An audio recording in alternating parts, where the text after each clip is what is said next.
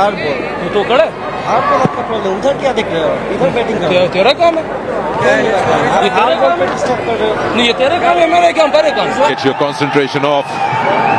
It's a mind game. Taijul ভাই বল করো, ওর acting শুরু হয়ে যাবে এখন। লিটনের এমন কথার পর শান্ত বললেন, ওভার অ্যাক্টিং কে লিয়ে 50 পয়সা কাটুঙ্গা, নো টেনশন। শুধু কি তাই, স্টাম্পের পেছনে দাঁড়িয়ে রিজওয়ানকে দফায় দফায় স্লেজিং করেছেন শান্ত লিটন। জবাবে একবার উত্তক্তও হয়েছেন রিজওয়ান। অবশ্য ম্যাচ জুড়েই ছিল তার বারবার সেই অসুস্থ হবার ভান। সিলেট টেস্টের চতুর্থ দিন জমিয়ে তুলেও 7 উইকেট হারিয়েছে পাকিস্তান। কাল সকালে জয়ের জন্য নামবে বাংলাদেশ। তার আগে কেমন ছিল আজকের দিন তা নিয়ে থাকছে প্রতিবেদন।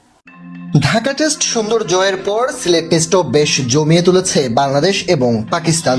পাকিস্তানের ব্যাটাররা আজ লড়াই করার মনোভাব নিয়েই ব্যাটিংয়ে নেমেছিল, তবে সেই মনোভাবে বেশ ভালোই বাধা হয়ে দাঁড়ায় লিটন কুমার দাস ও নাজমুল হোসেন শান্তর তিক্ত স্লেজিং। মোহাম্মদ রিজওয়ানের একটা অভ্যাস আছে, তিনি যখনই ভালো খেলেন বারবার শুয়ে পড়েন কিংবা বসে পড়েন। তিনি এমন ভান ধরেন নাকি সত্যি তার এমন সমস্যা আছে তা নিয়ে প্রশ্ন উঠেছে বারংবার। তবে আজ রক্ষা পাননি শান্ত আর লিটন কুমার দাসের থেকে।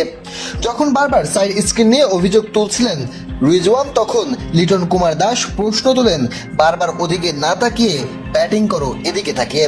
জবাবে অনেকটা গরম হয়ে যান রিজওয়ানও, তিনি জবাব দেন, এটা তো তোমার কাজ না, এটা আমার কাজ, এটা কি তোমার কাজ?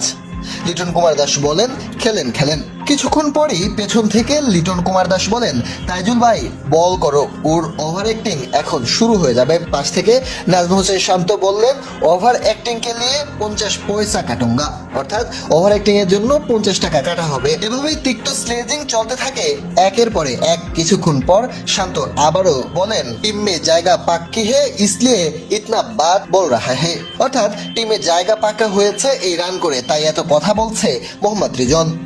অবশ্য শুধু মুখের জবাব চলেনি, আজ ব্যাটে বলেও দারুণ কন্টেস্ট হয়েছে পাকিস্তান এবং বাংলাদেশের। 437 রানের লক্ষ্য নিয়ে আজ ব্যাট করতে নামে পাকিস্তান দল।